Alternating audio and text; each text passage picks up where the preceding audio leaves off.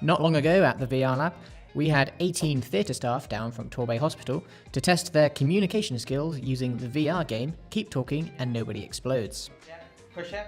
Which one comes first? The squiggles in the top left. And And then the start.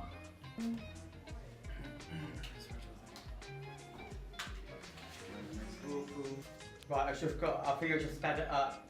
Oh dear. It's your fault. Oh, it's my Cut the fourth wire. Right. Oh, dead.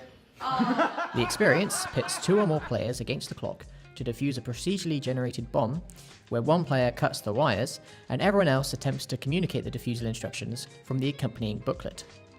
The workshop, which anaesthetist and human factors trainer Todd Guest facilitated with us, was a huge success and helped strengthen his team's communication skills, especially with time dedicated afterwards for debriefing.